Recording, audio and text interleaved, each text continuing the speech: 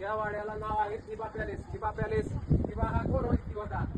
तर थिबा हा ब्रह्मदेश, आताचा म्यानमार, ब्रह्मदेशचा राजा होता आणि तो कोकणामध्ये 31 वर्ष रत्नागिरीत राहिला. 1910 साली इंग्रजांनी नजर कैदेत ठेवण्यासाठी हा वाडा बांधला. कोणाला? थिबा मीन किंवा थिबा मेळान असं त्याचं नाव आहे. आणि तो ब्रह्मदेशचा शेवटचा राजा होता. त्या राजाला नजर कैदेत ठेवण्यासाठी हा वाडा बांधला. या वाड्याचं बांधकाम 1910 साली झालं. ते बांधकाम चिऱ्याबंदी, लाल दगड आणि लाकूड यांचं मिश्रण असणारा हा वाडा अर्धा वर्तुळाकृती, बरेचशा खिडक्या, जाळ्या आहेत बघा. आणि यामध्ये 6 वर्ष तो राजा राहिला. 1916 साली त्या राजाचं निधन झालं. 1916 नंतर 1919 साली त्याचं दफन केलेलं आहे. किती वर्षाने? 3 वर्षाने त्या राजाचं दफन केलं.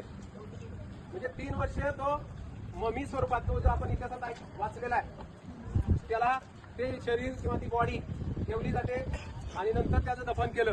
हा इतिहास म्हणजे ब्रिटिश राजवटीने केलेला विस्तार आहे. म्यानमार हा देश होता, ब्रह्मदेश.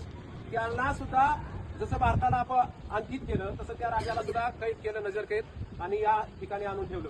त्या राजाला, थिबा राजाला 46 राण्या होत्या. हा, एवढं मात्र हसायला आला आपल्याला. एक मुश्किल आहे मिळणं आता सांभाळणं. 46 राण्या होत्या आणि त्यातली 46वी राणी जी होती ती अतिशय हुशार होती. ब्रह्मदेशची राणी, तिने त्या राजावर तलवारबाजी चालवायला येत होती म्हणून त्याच्याशी लग्न केलं आणि पहिल्या 45 राण्यांचा वध केला. आणि तिची जी अपत्य होती किंवा राजकुमार होते त्यांना राज्यातून हकलून दिलं आणि स्वतः 2 मुली ज्या होत्या सावत्र मुली, त्याच्याशी त्यांचं लग्न लावून दिलं त्या राजाचं पश्चात. म्हणजे फार मोठा इतिहास आहे, आपल्याला नाही खोला जायचं नाही. पण जी काय वास्तू आपण पाहत आहोत, या राजाने वापरलेल्या वस्तू किंवा त्या काळातल्या काही वस्तू इथं संग्रहालयामध्ये आता जतन केलेल्या आहेत आणि पुरातत्व खात्याकडे हा वाडा आहे. अनेक पर्यटक या ठिकाणी आल्यानंतर भेट देतात.